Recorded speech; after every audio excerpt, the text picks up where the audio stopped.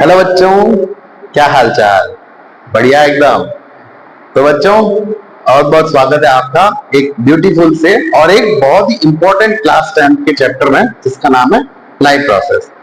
तो बच्चों, मैं आपसे एक क्वेश्चन पूछना चाहता हूँ स्टार्टिंग करने से पहले, मीन्स ये चैप्टर स्टार्ट करने से पहले मैं एक आपको इंपॉर्टेंट क्वेश्चन पूछना चाहता हूँ कि अगर मैं आपको कहूँ 2 मिनट तक आप सांस रोक लीजिए, या मैक्सिमम बोल दीजिए 5 मिनट तक सांस रोक लीजिए, या खाना पीना बंद कर दीजिए, या आपको बोल दिया जाए कि आपका जो वेस्ट प्रोडक्ट है उसको निकालना बंद कर दिया जाए थोड़े टाइम के लिए, तो आपको क्या होगा?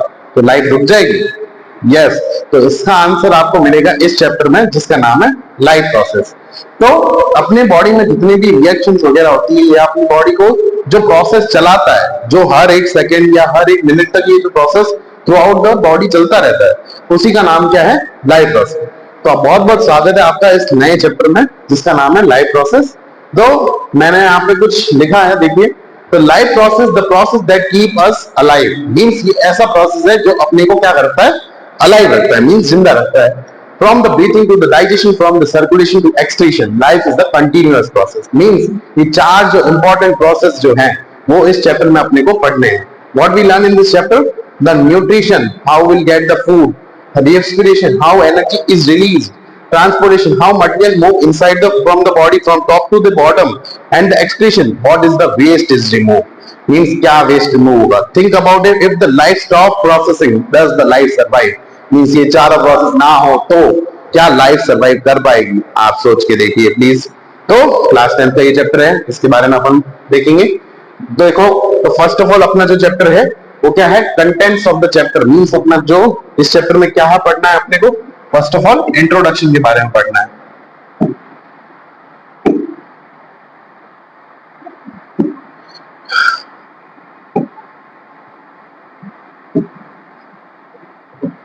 First of all introduction, what is life process, various life processes are the nutrition, respiration and the transportation and excretion.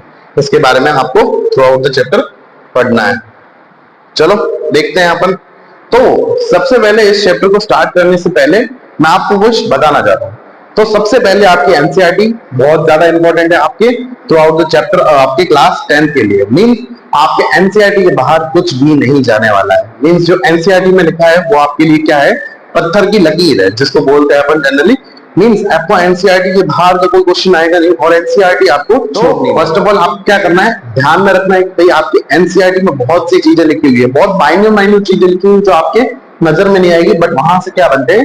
Question बनते हैं। तो इस चैप्टर को स्टार्ट करने में सबसे पहली ही लाइन में आपके एनसीईआरटी में लिखा गया है कि भाई आपको अगर बताया जाए, आपको बोला जाए कि भाई आपको लिविंग बींग्स में और नॉन लिविंग बींग्स में क्या करना है? डिफरेंस करना है। तो आप कैसे करेंगे? तो फर्स्ट ऑफ ऑल आपको बोला जाए कि लिविंग थिंग्स के बारे में बताइए, तो आपके जो मेजर जो चार जो प्रोसेस होते हैं, लाइक आपके रिप्रोडक्शन हो गया, या आपका न्यूट्रिशन हो गया, या आपका रेस्पिरेशन हो गया, या आपका एक्सक्रीशन हो गया, ये जो मेजर जो प्रोसेस जो बॉडी करती है, जो ह्यूमन बीइंग करता है through out the life, through out the day, ये जो प्रोसेसेस आपके जो कंटिन्यूअस चलते रहते हैं, तो ये प्रोसेस जो चल रहे हैं ना, वो कौन करता है? लिविंग बीइंग करता है। तो इसीलिए इन्हीं प्रोसेसेस को लेके आप लिविंग बीइंग में और नॉन लिविंग बीइंग में क्या कर सकते हैं? डिफरेंशिएट कर सकते हैं। तो लिविंग बीइंग कौन हुए? जो ये चार major process, nutrition, respiration, transportation and excretion, जो ये परफॉर्म करेंगे, उसी को तो अपन क्या बोलेंगे? लिविंग बीइंग बोलेंगे। और जो ये प्रोसेसेस परफॉर्म करने में अनेबल है, मींस जो ना कर पाए, उसी को अपन क्या बोलेंगे? आपके नॉन लिविंग थिंग्स बोलेंगे। तो पहला जो क्वेश्चन आपकी एनसीईआरटी में दिया गया है, उसको आपको आई होप क्लियर होगा। तो फर्स्ट ऑफ ऑल अपन किसको लिविंग बोलेंगे? तो आपको बोला जाए कि भाई कोई काऊ आपने देखी हो ऑन रोड, कोई काऊ जा रही है, वो अपना क्यों हिला रही है, कोई बच्चा दौड़ रहा है, कोई चिल्ला रहा है, तो अपन उन सबको क्या बोलेंगे? लिविंग बीइंग बोलेंगे। अगर इन सबको सुला दिया जाए तो भी अपन इनको क्या बोलेंगे? लिविंग बोलेंगे कि नॉन लिविंग बोलेंगे? मींस अब जो ये चीजें अभी मैंने आपको एग्जांपल दिया, जो बच्चा दौड़ रहा है, या काऊ बैठी है, या मुंह चला रही है, या मैं चिल्ला रहा हूं आप लोगों के ऊपर, जैसे मैं जोर से चिल्लाऊं, तो अभी तो आपको लग रहा है कि मैं लिविंग हूं, बट ये सारी चीजें सोच है। मींस ये सारे जो एग्जांपल्स जो दिए हैं, ये अगर रियल लाइफ में सो जाए तो भी अपन उनको लिविंग मानेंगे कि नॉन लिविंग मानेंगे? ऑब्वियस सी बात है, अपन लिविंग मानेंगे। अपन उनको देख सकते हैं कि अगर सो रहा है तो उसके बॉडी मूवमेंट हो रही होगी, वो सांस ले रहा है तो उसकी बॉडी क्या हो रही है? ऐसे सांस ले रहा है तो आपकी क्या हो रही होगी? बॉडी मूव हो रही होगी। मींस बॉडी विजिबल मूवमेंट आपको दिख रहा होगा कि वो ब्रीथ कर रहा है, तो मतलब क्या है? ऑब्वियस सी बात है, क्या है? आपका वो लिविंग है। बट इसी चीज में आपको बोला जाए कि भाई आपके प्लांट्स के बारे में बताइए कि प्लांट्स अगर लिविंग है कि नॉन लिविंग है, तो प्लांट्स के बारे में आप कैसे बताएंगे? आपके दिमाग में चल रहा होगा कि भाई अगर प्लांट्स ग्रीन है तो वो क्या होगा, लिविंग होगा।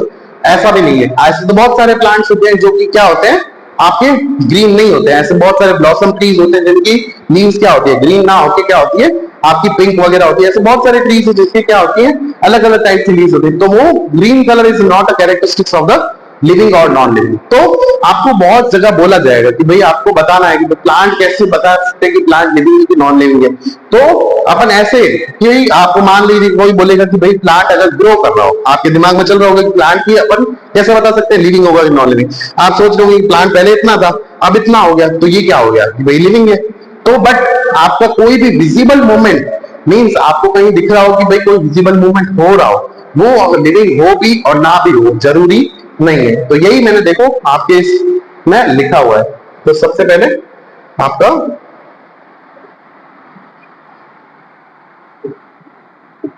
ये देखिए, तो फर्स्ट टॉपिक आपका क्या है, what is life.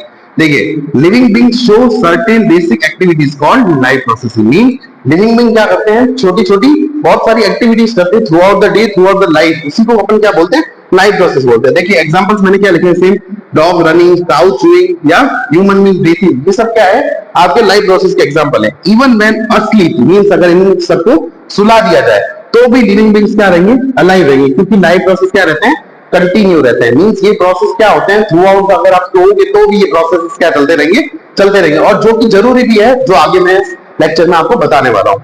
Second, first what is life हो गया, is the moment the sign of life. Means अगर कोई चीज मूव कर रही है मतलब वही लाइफ है। मींस जो अगर मैं मूव कर रहा हूं, जैसे मैं आगे पीछे मूव कर रहा हूं और अगर मैं यहाँ स्टैंड स्टिल रह जाऊं और एकदम सीधा सीधा खड़ा रहा, तो मैं क्या लिविंग नहीं हूं? तो मेरी सांस चल रही तो मैं लिविंग ही हूं ना। अगर मैं मूव कर रहा हूं मतलब मैं लिविंग हूं। ऐसा यही बोला गया कि अगर कोई मूवमेंट कर रहा है तो वही है क्या, साइन ऑफ लाइफ, मींस वही वो लिविंग होगा क्या। बट ऐसा नहीं है। देखिए visible movement, walking, running, growing is often considered as a sign of life. Means अगर कोई इंसान चल रहा है, कोई इंसान हिल रहा है या कोई भी मूवमेंट हो रही है किसी बॉडी के अंदर, किसी स्पीशीज के अंदर, तो अपन उसको क्या बोलेंगे कि लिविंग है। बट एक्चुअल में ऐसा नहीं होता है। But the movement alone is not enough to define the life. Means अगर सिर्फ मूवमेंट हो रहा है तो डिफाइन नहीं कर सकते। आप डिफाइन बोल सकते कि भाई, आप सीधा बोले कि आपको बोला जाऊं, मैं बोल दूं कि भाई आप बताओ कैसे लिविंग बोल सकते हो किसी को, कि आप बोलोगे कि भाई अगर सर वो हिल रहा है, अगर ये मूवमेंट हो रही है तो वो क्या है, लिविंग। बट ऐसा जरूरी नहीं है। प्लांट्स में not show visible movement but are alive. Means plant तो विजिबल मूवमेंट करते नहीं है, प्लांट तो जैसा है वैसा का वैसा दिखता है।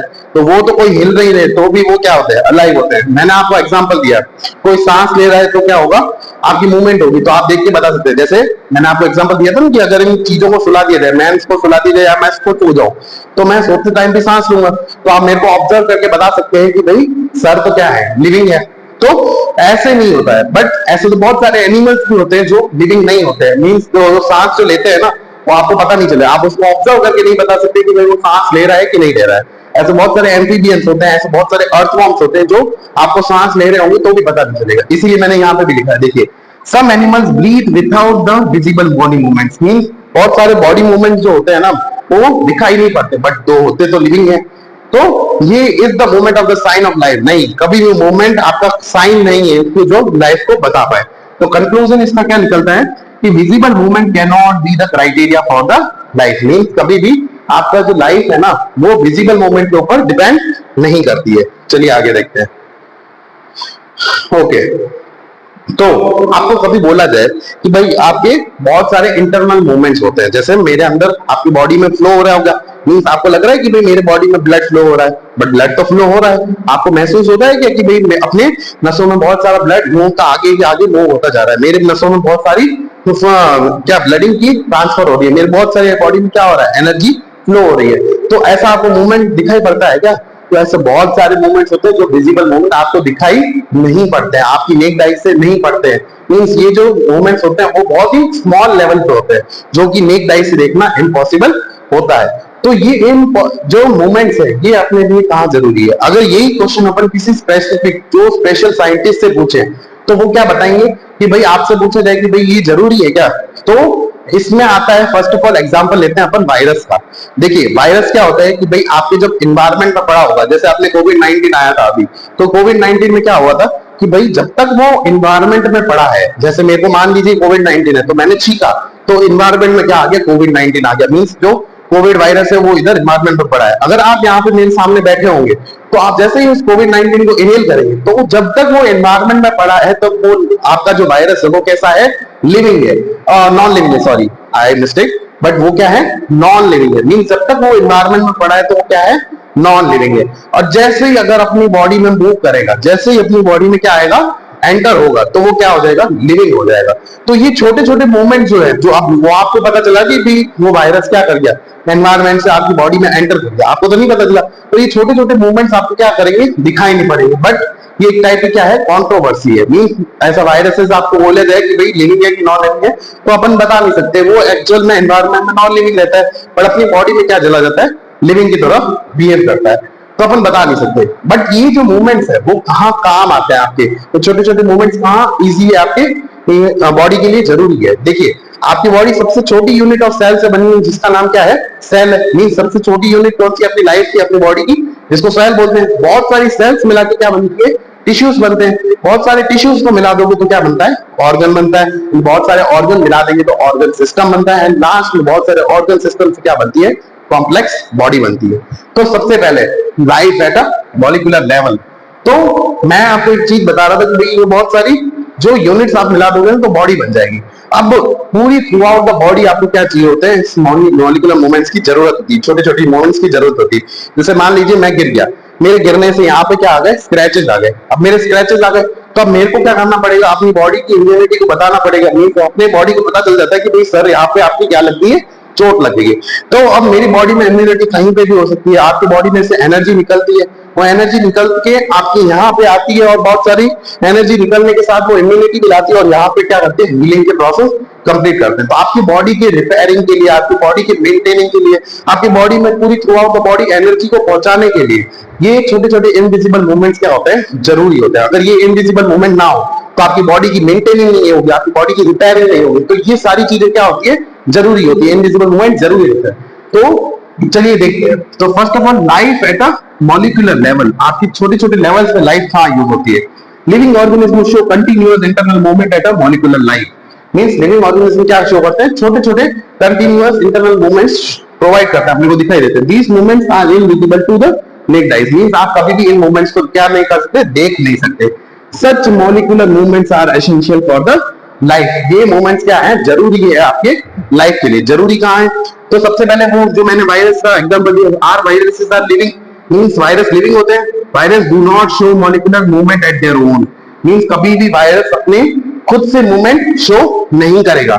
दे show life like property inside the host cell, means बाहर पड़ा है तब तक नॉन लिविंग है, एंड जब तक अंदर नहीं जाता बॉडी के तब वो लाइफ लाइक प्रॉपर्टी शो नहीं करेगा। जब तक बॉडी के अंदर गया, बॉडी के अंदर वो क्या शो करेगा, लाइफ लाइक प्रॉपर्टीज आपको शो करेगा। Therefore there is a controversy whether they are living और नॉन लिविंग। तो इसमें क्या रहती है, कंट्रोवर्सी रहती है, ठीक है। अब आगे चलते हैं अपन। तो आपको की आइडिया समझना है, मींस ये प्रोसेसेस कहाँ जरूरी है। फर्स्ट ऑफ ऑल कि भाई life is maintained by the continuous chemical reaction inside the body. Means आपके बॉडी में बहुत सारी इंटरनल रिएक्शंस होती रहती है, और जो कि जरूरी भी है। और अगर ये रिएक्शंस नहीं होगी, जैसे मान लीजिए मैं अपन ने फूड खाया, फूड में से एनर्जी निकाली, एनर्जी नहीं निकलेगी तब तक आपकी बॉडी में मेंटेनिंग रिपेयरिंग ये नहीं होगा। तो ये चीजें क्या होती है, जरूरी होती है। तो ये छोटी छोटी रिएक्शन बहुत जरूरी है, और ये जरूरी प्रोसेस, और ये जो छोटी छोटी रिएक्शन होती है जिसका रिजल्ट यानी जो एनर्जी बनती है वो भी थ्रू आउट द बॉडी पहुंचनी चाहिए। इसीलिए तो ये अपन ने क्या बोला, ये इंटरनल मूवमेंट्स क्या होते हैं, जरूरी होते हैं। These reactions are needed for the energy and the raw material. Means ये reactions को क्या चाहिए होती है, एनर्जी चाहिए होती है, और वही एनर्जी अपन कहाँ से लेते हैं, फूड से लेते हैं, जो कि अगला टॉपिक है अपना न्यूट्रिशन उसमें। Hence the organism needed perform a life process continuously. Means अपन को ऑर्गेनिज्म को ये प्रोसेसेस क्या रहते हैं, कंटिन्यूअस होते रहते हैं, और ये लाइफ चलती रहती है। तो आई होप जो अपन ने स्टार्टिंग में मैंने आपसे क्वेश्चन पूछा था कि भाई अगर ये लाइफ को मैं 2 मिनट तक रोक दूं तो लाइफ क्या हो जाएगी, रुक जाएगी। हाँ बिल्कुल सही, आप रुक जाएंगे। तो आई होप यहाँ तक आपका जो इंट्रोडक्शन पार्ट जो है ना लाइफ प्रोसेस का, वो मैंने आपको बता दिया है। तो अपना जो नेक्स्ट टॉपिक है जिसका नाम क्या है, व्हाट इज लाइफ प्रोसेसेस, उसको देखते हैं। अपन ने देखा कि अपने जो ये छोटे छोटे इनविजिबल मूवमेंट्स वो जरूरी होते हैं। तो आप इस जो 5.1 का सेक्शन जो है ना, आप एनसीईआरटी में देखेंगे तो इसका स्टार्टिंग जो सेक्शन है वो कहाँ से स्टार्ट होता है, जो अपन ने पढ़ी, जो न्यूट्रिशन, ये आपके रेस्पिरेशन वगैरह, इन सबको क्या कराना पड़ता है, मेंटेन करना पड़ता है। आपकी बॉडी को क्या करना पड़ता है, छोटी छोटी रिपेयरिंग और उनके लिए क्या करना पड़ता है, मेंटेन करना पड़ता है ना। तो अब ये मेंटेनेंस के लिए क्या चाहिए होता है, ये छोटे छोटे विजिबल मूवमेंट चाहिए होते हैं। तो सबसे पहले अपन स्टार्ट करते हैं what are the life processes. देखिए what are the life processes में सबसे पहले क्या होता है कि भाई maintenance functions of the living organism. सबसे पहले बात तो क्या है, मेंटेनेंस फंक्शन क्या होता है, मींस जो मेंटेनिंग आपको करनी है, रिपेयरिंग जो करनी है आपकी बॉडी में, उसमें कैसे करनी है, all the living organism perform certain maintenance function. अब सभी बॉडी के क्या होती है, छोटे छोटे मेंटेनेंस करने पड़ते हैं। आपकी बॉडी में थ्रू आउट द चारों आपकी क्या होती है, गंदगी निकलती है। जैसे आप कोई भी फूड खाते हो, जंक फूड खाते हो, तो आपको गंदगी निकलती है ना, गंदगी को बाहर निकालना, आपकी एयर साफ जा रही है, आप गंदी एयर को क्या करना, बाहर रखना, आपकी नोज में जो हेयर्स है उसको क्या करना, बोलना कि भाई आपकी जो डस्ट पार्टिकल्स उस पर रोक लेना। ये सब क्या है, मेंटेनेंस के अंदर आता है। आपकी बॉडी में क्या रहते हैं, बहुत सारा मेंटेनिंग पावर चाहिए होती है, आपकी क्या चाहिए होती है, रिपेयरिंग पावर चाहिए होती है। तो हर लिविंग ऑर्गेनिज्म क्या करता है, perform certain maintenance function. These function do not stop when even the person doing any particular work as sitting, fighting या स्लीपिंग। मीन्स ये मेंटेनिंग फंक्शन क्या करते हैं, थ्रू आउट द बॉडी चलते रहते हैं। जैसे मान लीजिए आपने डिनर कर दिया 8 बजे सो गए आप, 8 बजे खा के थोड़ा बहुत रेस्ट किया, थोड़ा बहुत पढ़ाई किया, उसके बाद आप मान लीजिए 11 बजे सो गए, तो 8 से 9, 9 से 10, 10 से 11 मीन 3 घंटे में आपका डाइजेशन तो पूरा हो गया।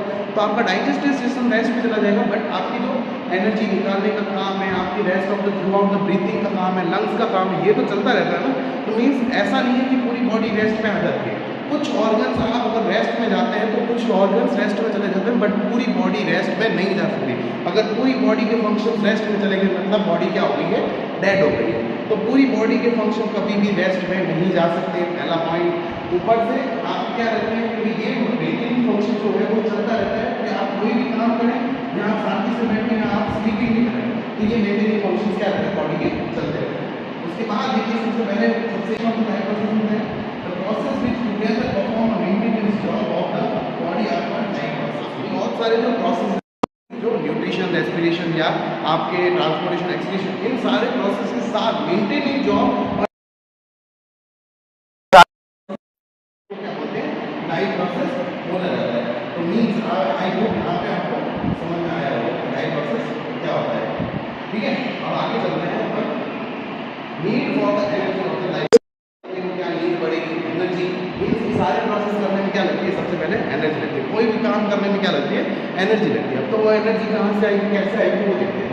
तो maintenance process are required to maintenance process are required to prevent the damage to the body, prevent the breakdown of the cells and the cross tissues. Means maintaining process क्यों जरूरी है, आपकी कोई भी बॉडी में डैमेज हुआ है उसको क्या करने के लिए, सही करने के लिए, आपके जो ब्रेकडाउन होते हैं सेल्स के, टिश्यूज के, उसको सही करने के लिए क्या है, मेंटेनेंस जरूरी होता है। और दीज प्रोसेसेस नीड एनर्जी। ये एनर्जी क्या होती है, रिक्वायर्ड होती है। मीन्स आप ये प्रोसेस करने हैं तो आपको क्या लगेगी, एनर्जी लगेगी। तो एनर्जी कहाँ से आएगी, energy needed for the life process are comes from the outside source और द एक्सटर्नल सोर्स, जिसको अपन क्या बोलते हैं, फूड बोलते हैं। क्यों, क्योंकि अपन तो हेटेरोट्रॉपिक है। आगे अपन के इस चैप्टर में न्यूट्रिशन वाले टॉपिक में आएगा कि हेटेरोट्रॉपिक क्या होते हैं, जो फूड को इंटेक बाहर से करते हैं। तो फर्स्ट ऑफ ऑल जो ये एनर्जी कहाँ से आएगी, आउटसाइड द बॉडी आएगी, एक्सटर्नल सोर्स से आएगी, जिसको क्या बोलते हैं, फूड बोलते हैं। एंड उसको साइंस की लैंग्वेज में क्या बोलते हैं, न्यूट्रिशन बोलते हैं। क्या बोलते हैं, nutrition. Nutrition is the process of taking food from the outside the body and using it inside the body for the energy and the maintenance. Means बाहर से किसी प्रोसेस को क्या करना, मींस बाहर से किसी फूड को इंटेक करना और उसी फूड को यूज करके उससे क्या बनाना, एनर्जी और मेंटेनेंस करना, इसी को क्या बोलते हैं, न्यूट्रिशन बोला जाता है। चलिए आगे चलते हैं। तो अपने जो अर्थ में है ना, ये एनर्जी का सोर्स कहाँ से आता है, अपन फूड लेते हैं। अब फूड जो होता है ना, उसके अंदर मोटा मोटी क्या रहता है, कार्बन का सोर्स रहता है। क्या रहता है, कार्बन का सोर्स। मीन्स जो भी आप फूड इंटेक कर रहे हैं, जैसे चपाती वगैरह कर रहे हैं, उसमें क्या है, ग्लूकोज है। आप मानते हो कि भाई जो सोर्स होता है फूड का, उसमें कहीं ना कहीं कार्बन सोर्स होता है। मीन्स आप कार्बोहाइड्रेट हो गए, फैट्स हो गए, प्रोटीन्स हो गए या ग्लूकोज हो गया, इसमें कहीं ना कहीं क्या है, सब में कार्बन है। और जो चौथा चैप्टर है आपका कार्बन और कंपाउंड, वो भी आपको मैं पढ़ाऊंगा। तो उस चैप्टर में आपको बताया जाएगा कि भाई कार्बन के बिना लाइफ एग्जिस्ट नहीं करती है। तो कार्बन सोर्स है, मीन्स फूड में क्या रहता है, सबसे मोटा मोटी पार्ट किसका है, कार्बन का है। Life on the earth depends on the carbon based molecules, therefore the most food sources are have carbon based. Means इसीलिए सारे जो फूड सोर्सेज है, कार्बोहाइड्रेट, फैट, सब पे क्या है, कहीं ना कहीं पे कार्बन है। इसीलिए एग्जांपल्स है कार्बोहाइड्रेट, फैट, प्रोटीन या ग्लूकोज, ये सब किसमें आते हैं, कार्बोहाइड्रेट आते हैं। जैसे ग्लूकोज को आपको बनाना होगा तो ग्लूकोज का ऐसा स्ट्रक्चर बनेगा, ऐसी रिंग बनेगी, यहाँ पे यहाँ पे यहाँ पे यहाँ पे यहाँ पे, ये क्या है, ग्लूकोज की रिंग है। और ये जो पॉइंट्स है ना, ये जो पॉइंट्स है ये क्या है, कार्बन, मींस ये कार्बन एक दूसरे से क्या है, अटैच है। तो यही होता है कार्बन सोर्स, इसी को बोलते हैं कार्बन सोर्स। और यही फूड किससे बने होते हैं, कार्बन से बने होते हैं। Therefore, the sources of the energy outside the body are the various, means आप जो बाहर से खाते हैं अलग अलग सोर्स में लेते हैं। अब जैसे देखिए, अब ये तो कहा कि न्यूट्रिशन आपने बाहर से ले लिया, मीन्स फूड का इंटेक कर लिया, बट आपने जो फूड लिया है ना वो अलग अलग सोर्स में। जैसे मैंने आज चपाती खाई, मान लीजिए आपने चावल खाए, या किसी ने जंक फूड खाया, किसी ने मंचूरियन खाया, किसी ने चावल, बहुत सारे वेरियस आपके फूड बनते, बहुत सारी वेराइटी है अपने इंडिया में। तो ये अलग अलग सोर्स है ना, मीन्स किसी में कार्बन है, किसी में प्रोटीन है, किसी में जैसे पनीर में प्रोटीन होता है, जिसमें अब जैसे चपाती में क्या होता है, कार्बोहाइड्रेट ज़्यादा होता है, आलू में क्या होता है, कार्बोहाइड्रेट ज़्यादा होता है, फैट्स होता है।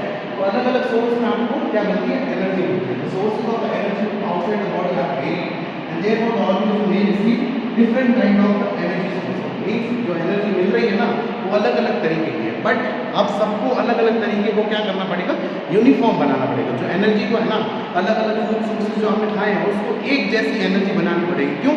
क्योंकि अलग अलग एनर्जी लेने गए तो इसमें टाइम बहुत लग जाएगा और आपकी बॉडी को इतना टाइम नहीं है। आपके 24 आवर्स में जो लिमिटेड टाइम पीरियड होते हैं हर फंक्शन को परफॉर्म करने के लिए, तो हर फंक्शन को परफॉर्म करने के लिए लिमिटेड टाइम है, इसीलिए आपको क्या करना पड़ेगा, अलग अलग डिफरेंट जो एनर्जी सोर्स है, डिफरेंट जो फूड सोर्स है उसको क्या करना पड़ेगा, यूनिफॉर्म लाना पड़ेगा। तो conversation of the energy inside the body, means आपको क्या करना पड़ेगा, एनर्जी को कन्वर्ट करना पड़ेगा, अलग करना पड़ेगा। External energy sources can not be used directly by the body. Means आप समझते हैं कि फूड को डायरेक्टली यूज कर ले बॉडी, बट ऐसा नहीं होता है। तो these energy sources must be broken down. Complex reaction से क्या करना पड़ता है, सिंपल रिएक्शन में इसको लाना पड़ता है। चपाती को एकदम छोटे छोटे एनर्जी के ड्रॉपलेट्स में तोड़ना पड़ता है, तब जाके आपकी एनर्जी क्या करती है, निकलती है।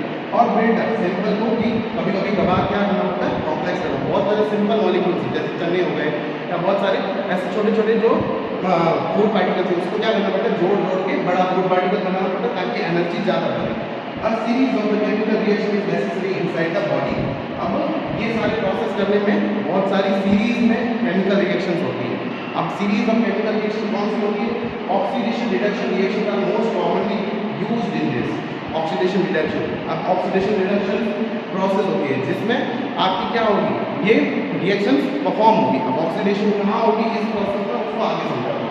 Breakdown of the food molecules release the energy. आपकी ये जो ब्रेकडाउन हो रहा है ना फूड मॉलिक्यूल्स का, ये क्या करेगा, एनर्जी रिलीज करेगा। अब ये ब्रेकडाउन में आपको ऑक्सीडेशन रिएक्शन कहाँ होती है वो देखिए। तो सबसे पहले आपको रेस्पिरेशन के बारे में पता होगा, तो रेस्पिरेशन में क्या होता है, सबसे पहले आपने ये रिएक्शन को कॉमनली पढ़ी होगी, C6H12O6 प्लस O2, ये गिव करता है CO2 and H2O plus heat. Heat को अपन क्या बोलते हैं, एनर्जी बोलते हैं, और करके एनर्जी भी बोला जाता है। समझ गए? तो रेस्पिरेशन का मतलब क्या होता है, respiration is the process of acquiring the energy from the outside the body and using it to break down the food and release the energy from the cellular activities. ये रेस्पिरेशन की perfect definition है जो आपको अच्छे से याद करनी है कि रेस्पिरेशन क्या होता है, बाहर से ऑक्सीजन लेना एंड उस ऑक्सीजन का यूज करना आपके जो कार्बन के जो मॉलिक्यूल्स थे। इसीलिए तो मैंने बोला फूड के जो मॉलिक्यूल्स किससे बने हुए हैं, कार्बन से बने हुए हैं। कार्बन के बॉन्ड्स को तोड़ना, उसको ब्रेक डाउन करना एंड ब्रेक डाउन करके उसमें से क्या निकालना, एनर्जी को निकालना फॉर द सेलुलर एक्टिविटी। वही क्या होता है, रेस्पिरेशन कहलाता है। तो पहला जो मैंने आपको प्रोसेस बताया वो क्या था, न्यूट्रिशन यानी फूड को क्या करना, इनटेक करना। सेकंड प्रोसेस मैंने आपको क्या बताया, रेस्पिरेशन यानी जो कार्बन मॉलिक्यूल्स जो थे जो कि फूड इनटेक में प्रेजेंट थे उसको क्या करना, अच्छे से ब्रेक डाउन करना और उसमें से एनर्जी निकालना। वो सेकंड प्रोसेस क्या बताया, रेस्पिरेशन। एंड जो तीसरा प्रोसेस है उसको आगे देखते हैं। तो आपको क्या होता है तीसरा प्रोसेस, देखिए life process number single cell and the organism and multicellular organism. Means आपकी जो लाइफ जो है वो सिंगल सेल में एंड मल्टीसेलुलर सेल में क्या होती है, अलग अलग रहती है। उसको अलग अलग देखते हैं कि In a single cellular organism, no specific organs are needed for the intake of the food, exchange of the gases, removal of the waste. ऐसा क्यों होता है? अपनी बॉडी के लिए क्या है? सांस लेने के लिए अलग से लंग्स है, फूड के लिए आपके स्टमक है, आपके एक्सक्रीशन के लिए अलग ऑर्गन्स है। तो हर चीज़ के लिए क्या हो गए हैं? स्पेसिफाइड ऑर्गन हो गए। बट मल्टी सेलुलर के लिए, सिंगल सेलुलर में ये ऑर्गन्स नहीं रहते। क्यों? क्योंकि the entire body surface is direct contact of the environment. Means उनका जो सारा प्रोसेस है वो किसमें हो जाता है? डिफ्यूजन हो जाता है। मीन्स गैस को लेना, गैस को निकालना, आपका एक्सक्रीट करना, वो सारा किससे हो जाता है? सरफेस से हो जाता है। Exchange of material occur by the simple diffusion. But ऐसा आपके मल्टी सेलुलर में नहीं होता है। देखिए, when the body size increases and the design become more complex, means अगर बॉडी अब क्या करेगी? इंक्रीज करती जाए, मींस बॉडी और ग्रो करती जाए, तो वो क्या करता जाएगा? मल्टी सेलुलर बनता जाएगा। The organism become more multicellular, and in the multicellular organism, all the cells are not direct contact with the environment. Means अब आपकी क्या होती है? इस हाथ के नीचे बहुत सारी सेल्स हैं, इस बॉडी के अंदर बहुत सारी बीच में सेल्स हैं। ये कॉन्टैक्ट, ये सरफेस है, इसके बीच में सेल्स है, इसके आगे और कॉन्टैक्ट है। मीन्स बीच वाली सेल कहाँ से कॉन्टैक्ट करेगी? मीन्स डिफ्यूजन होने का चांस ही नहीं बनता है। Therefore, the simple diffusion is not sufficient to meet the all the needs, because the diffusion alone is insufficient for the multicellular organism. Multicellular में बहुत सारी सेल्स होती है, बहुत सारी सेल्स में क्या होगा? आपके बहुत सारी नीडेड पड़ेगी सेल्स को, हर को डिफ्यूजन करना बहुत मुश्किल है। इसलिए मल्टीसेलुलर ऑर्गेनिज्म में डिफ्यूजन से कुछ नहीं कर सकते। इसलिए स्पेशलाइज्ड सिस्टम बनाए जाते हैं, जिसको बोलते हैं, जो स्पेशलाइज्ड सिस्टम किसके लिए बनाए जाते हैं? Nutrition, respiration, transportation and excretion. दो प्रोसेस होता है, न्यूट्रिशन एंड रेस्पिरेशन। तीसरा प्रोसेस होता है ट्रांसपोर्टेशन। अब आपने जो एनर्जी बनाई है ना, अब वो एनर्जी को ट्रांसपोर्ट तो करना पड़ेगा बेटा। अब जैसे मान लीजिए मेरे स्टमक ने पूरा का पूरा फूड एब्जॉर्ब कर दिया, अब उस फूड में से जो स्मॉल इंटेस्टाइन में क्या किया? डाइजेशन कंप्लीट करवाया। लार्ज इंटेस्टाइन में क्या किया? उसमें से एब्जॉर्प्शन का प्रोसेस कंप्लीट किया। जैसे ही एब्जॉर्प्शन हुआ ना, अब एब्जॉर्प्शन के बाद एनर्जी को क्या करना पड़ेगा? डिफरेंट पार्ट्स में एनर्जी को पहुंचाना पड़ेगा ना। तो वो एनर्जी को पहुंचाने का काम कौन करेगा? ट्रांसपोर्टेशन सिस्टम करेगा। अपनी बॉडी में ट्रांसपोर्टेशन, सबसे बड़ा ट्रांसपोर्टेशन सिस्टम किसका होता है? ब्लड का होता है। एंड ब्लड क्या करता है? आपको आगे से आगे क्या करता है? एनर्जी को पहुंचाता है, रिपेयरिंग का वर्क करता है, तो बहुत सारा होता है। तो ट्रांसपोर्ट सिस्टम का काम किसका है? ब्लड का है। एंड चौथी चीज़, आपको क्या करना? आपने बहुत सारी यूजफुल चीज़ें आपने खाई, जैसे मान लीजिए आपने जंक फूड खाया। जंक फूड खाने के साथ आपकी बहुत सारी चीज़ें हैं जो कि आपकी बॉडी के लिए असेंशियल नहीं है और हार्मफुल भी होती है। जैसे आपकी बॉडी में अगर CO2 की मात्रा बढ़ जाए, मीन्स आपकी CO2 की जो क्वांटिटी है वो बढ़ जाए, तो आपको क्या होगा? सफोकेशन फील होगा। मान लीजिए मैंने अपने ये साइड का रूम है पूरी तरह से क्लोज करूँ, मीन्स ऑक्सीजन आने की जगह ही नहीं छोड़ूँ, तो यहाँ पे मैं ऑक्सीजन जितनी इस रूम में प्रेजेंट होगी वो ऑक्सीजन ले लूँगा, एंड इन रिस्पॉन्स क्या छोड़ता रहूँगा? CO2 छोड़ता रहूँगा। बाहर से तो ऑक्सीजन आ नहीं रही, तो CO2 इकट्ठा होता जाएगा, तो मेरे को क्या होगा? सफोकेशन होगा। तो CO2 एक टाइप का क्या है? हार्मफुल प्रोडक्ट है, तो उसको बाहर तो निकालना पड़ेगा ना। तो बाहर निकालने का प्रोसेस किसका है? आपके लंग्स का है, जो कि क्या कर रही है? एक्सक्रीट कर रही है। ऐसे बहुत सारे फूड के जो सोर्सेज होते हैं, जंक फूड होते हैं, जिसमें बहुत सारी हार्मफुल चीज़ें होती हैं, उसको बॉडी से बाहर निकाला जाता है by the help of the excretory system, जिसको क्या बोलते हैं? एक्सक्रीशन बोलते हैं। तो 4 मेन टॉपिक्स अपन ने आज इस लेक्चर में कवर किए: न्यूट्रिशन, रेस्पिरेशन एंड आपके ट्रांसपोर्टेशन एंड द एक्सक्रीशन। ये चारों टॉपिक्स को मैंने अभी आपको ब्रीफली बताया, बट इन चारों टॉपिक के ऊपर ही ये पूरा चैप्टर क्या है? वाइडली बेस्ड है। तो न्यूट्रिशन का टॉपिक जो अगला इसका टॉपिक है 5.2 सेक्शन का NCERT का, जो कि न्यूट्रिशन है, उसको अपन देखेंगे नेक्स्ट लेक्चर में। तो आई होप यहाँ तक मैंने आपको जो फर्स्ट 2 पेजेस जो NCERT के हैं ना, वो क्लियर करवाने में सक्सेसफुल रहा होगा। मैंने अपना 100% इनपुट दे दिया है। अब आपका काम है कि भाई आपको इस NCERT की जो 2 पेजेस है उसको अच्छे से रीड करना, इस नोट्स को अच्छे से बनाना, एंड इन नोट्स की गो थ्रू करना, और आपको कुछ समझ में ना आए तो आप मेरे को कमेंट सेक्शन में बता सकते हैं। तो आई होप आपको इस लेक्चर में सब कुछ क्लियर होगा। मैंने अपना 100% आउटपुट दे दिया है। अब आपकी जिम्मेदारी रहती है कि आप अच्छे से इसको कवर करें। आई होप आपको समझ में आया होगा। मिलते हैं अपन नेक्स्ट लेक्चर में। Thank you for watching this video and like, share and please subscribe.